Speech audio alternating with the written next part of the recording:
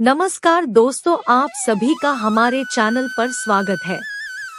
आज हम आपको बताएंगे कि भक्त के लिए महाकाल ने कैसे भस्म कर दिया काल को। सावन में जरूर सुने, यह कथा मिलेगा अपार पुण्य। महाकाल शिव की महिमा अपरंपार है। उन्हें प्रसन्न करने के लिए किसी खास प्रयास या पूजा पाठ की जरूरत नहीं होती, बल्कि सच्ची श्रद्धा और पूरे मन से किया गया प्रयास आपको भोलेनाथ की कृपा का पात्र बना सकता है। शायद यही वजह है कि अपने भक्तों के लिए महाकाल ने काल तक को भस्म कर दिया था। ऐसी ही एक कथा मिलती है हमारे धार्मिक ग्रंथों में, जिसे हम आपके साथ शेयर कर रहे हैं। मान्यता है कि भक्तों का चरित्र पढ़ने और सुनने से भोलेनाथ की असीम कृपा और पुण्य की प्राप्ति होती है। तो आइए जानते हैं भक्त के प्रति महाकाल की अगाध आस्था की। जिस कहानी का हम जिक्र कर रहे हैं वह स्वयं भगवान कार्तिकेय ने संतों को सुनाई थी। इसके अनुसार राजा श्वेतकेतु, जो कि भोलेनाथ के परम भक्त थे, उन्होंने काल को भी जीत लिया था। राजा श्वेतकेतु सदाचारी, सत्यवादी, धर्म के मार्ग पर चलने वाले शूरवीर और प्रजा पालक थे। वह अत्यंत ही निष्ठा और प्रेम भाव से प्रजा का पालन और अगाध आस्था और श्रद्धा भाव से शिव भक्ति करते थे। उनके इस भक्ति भाव से महाकाल अत्यंत प्रसन्न थे। उनकी कृपा से श्वेतकेतु के राज्य के लोग दुख, दरिद्रता, अकाल मृत्यु और महामारी से अछूते थे। एक दिन जब राजा श्वेतकेतु का जीवन काल समाप्त होने को था और वह भोलेनाथ की आराधना में लीन थे, तब चित्रगुप्त ने यमराज से कहा कि राजा श्वेतकेतु की आयु अब पूरी हो चुकी है, अब उनके प्राण हरने का समय है। तब यमराज ने अपने दूतों को आज्ञा दी कि वे जाएं और श्वेतकेतु के प्राण हर लाएं। यमदूत राजा श्वेतकेतु के पास पहुँचे तो वह शिव मंदिर में थे। दूत बाहर ही खड़े हो गए। श्वेतकेतु गहरे ध्यान में थे। बहुत देर हो गई, न श्वेतकेतु का ध्यान टूटा न यह दूत हिले।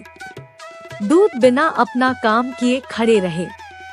जब वे वापस नहीं पहुँचे तो यमराज ने विलंब होते देखा तो कालदंड संभाला और खुद चल पड़े। दूतों के आने में देरी होने के चलते यमराज स्वयं ही राजा श्वेतकेतु के प्राण हरने पहुँचे। लेकिन वहां उन्होंने देखा कि वह तो महादेव की साधना में लीन है। अब तो वह सोच में पड़ गए कि इसके प्राण कैसे हरें। उन्होंने सोचा कि यह अभी पूरी तरह शिव पूजा में डूबा है। इस स्थिति में शिव पूजा का उल्लंघन नहीं किया जा सकता। तब वह भी बाहर ही खड़े हो गए। उधर जैसे ही काल को इसकी सूचना मिली तो उन्होंने तलवार निकाली और शिव मंदिर में जा घुसे। काल ने देखा कि राजा श्वेतकेतु अभी भी भगवान शिव के लिंग स्वरूप के सामने बैठे ध्यान मग्न है। वह झपटकर आगे बढ़ा और जैसे ही उसने राजा श्वेतकेतु का सिर काटने के लिए तलवार उठाई, शिव ने अपना तीसरा नेत्र खोलकर काल की ओर देखा। भोलेनाथ का तीसरा नेत्र खुलते ही काल वही राजा श्वेतकेतु के सामने जलकर भस्म हो गया। थोड़ी देर बाद जब राजा श्वेतकेतु का ध्यान टूटा, उन्होंने अपनी आंखें खोली तो राख में बदल चुके काल को देखा। उन्हें चिंता हुई कि यह कौन है और क्या है। श्वेतकेतु ने भगवान शिव से पूछा, है भोलेनाथ, ये किसकी राख है? इसे किसने और क्यों जलाया? तब भोलेनाथ ने बताया कि यह काल था जो कि तुम्हारे प्राण हरने आया था। राजा श्वेतकेतु ने कहा कि हे महाकाल, यह तो आपकी ही आज्ञा से तीनों लोक में विचरता है, लोक को नियंत्रण में रखता है। किसी के भय से तो लोग पुण्य कार्य करते हैं।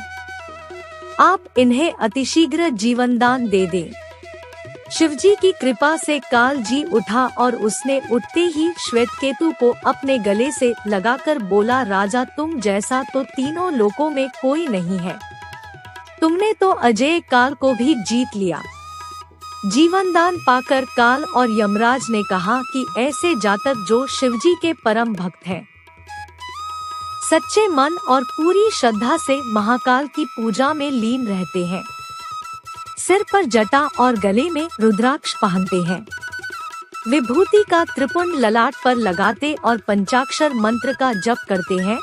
उन्हें कभी भी अकाल मृत्यु का ग्रास नहीं बनना पड़ेगा। कथा के अनुसार इस आशीर्वाद के बाद श्वेतकेतु ने लंबे समय तक राज किया और फिर महाकाल की कृपा पाकर उनमें ही विलीन हो गए। शिव की बनी रहे आप पर छाया, पलट दे जो आपकी किस्मत की काया, मिले आपको वो सब अपनी जिंदगी में जो कभी किसी ने भी न पाया। शिव सत्य है, शिव अनंत है, शिव अनादि है, शिव भगवंत है, शिव ओकार है, शिव ब्रह्मा है, शिव शक्ति है, शिव भक्ति है। आओ भगवान शिव का नमन करें, उनका आशीर्वाद हम सब पर बना रहे। हर हर महादेव। मैं आशा करती हूँ कि हमारे द्वारा दी गई जानकारी आप सभी को बहुत ज्यादा पसंद आई होगी। पसंद आए तो कृपया वीडियो को लाइक और शेयर करें और चैनल को सब्सक्राइब करना न भूलें। यह हमें और भी उत्कृष्ट सामग्री प्रदान करने के लिए प्रेरित करेगा। कमेंट करके बताएं आपको कैसी लगी यह कथा और कमेंट में नमः शिवाय लिखना न भूलें। हर हर महादेव। धन्यवाद।